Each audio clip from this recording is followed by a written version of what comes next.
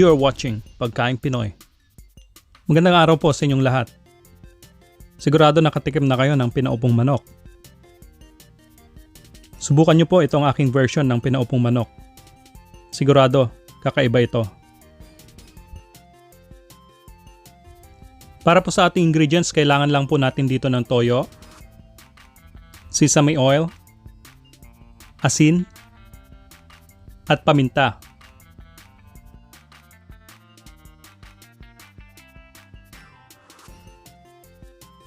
Halo-haluin lang po natin ito ng maigi hanggang sa matunaw yung asin.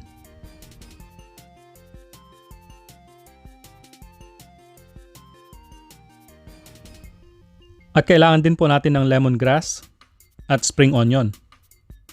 At gagamit rin po ako dito ng pechay. At ang ating manok. Hugasan lang po natin ng maigi ang pechay. At ilagay na po natin ang mga ito sa loob ng manok.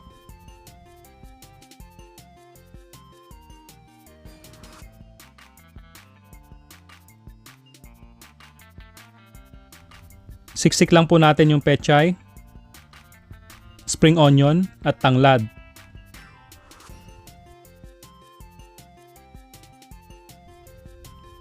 At yung seasoning na minix natin kanina, ihalo lang po natin ito sa loob ng manok. At i-rub din po natin ito sa balat nito.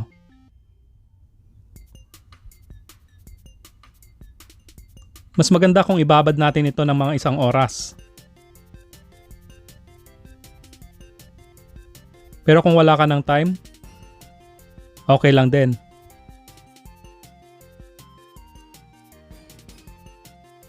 Gamit ang cooking twine, talian lang po natin ang pakpak nito at yung paan nito.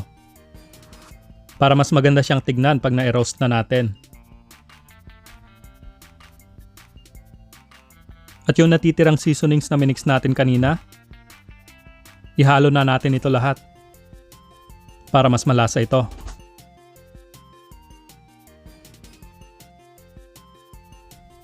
Sa isang roasting pan, maglagay lang po tayo ng asin. Lagay din po natin dito yung tanglad. At takpan po natin ito ng dahon ng saging. Ito ay nagdadagdag ng lasa at aroma sa ating manok. Pagkatapos ay ilagay na po natin dito ang ating manok. Pagka may sea salt po kayo or rock salt, mas mabuti itong gamitin.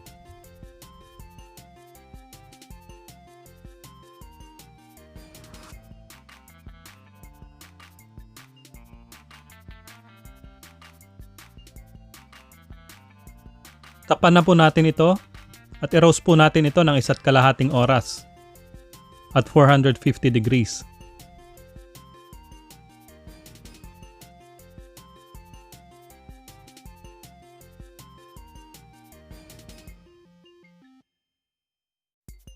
At habang hinihintay po nating maluto ang ating manok, gawin na po natin ang ating sausawan.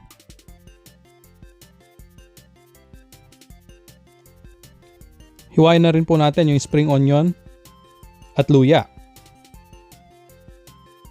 Magpainit po tayo ng 3 tablespoons ng mantika. At pag mainit na po ito, ilagay lang po natin ito sa hiniwa nating spring onion at luya.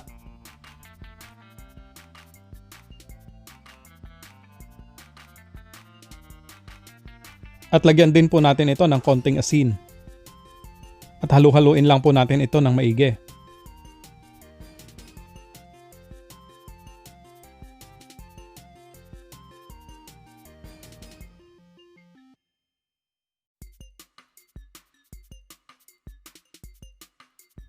At pagkalipas ng 1.5 oras, tanggalin lang po natin ito sa oven.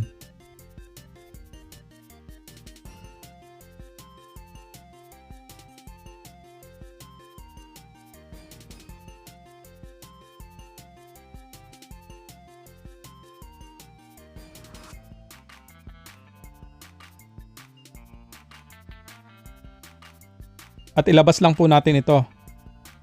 Hayaan lang po natin ito ng mga 5 minuto bago natin tanggalin yung tali nito. At ayan, ready na po ang ating version ng pinaupong manok.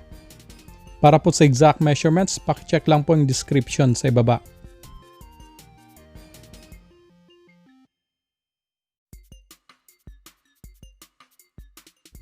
Pag hindi pa po kayo nagsusubscribe, please consider subscribing at click the bell notification para ma-notify po kayo sa ating mga susunod na videos. Maraming salamat po sa panonood.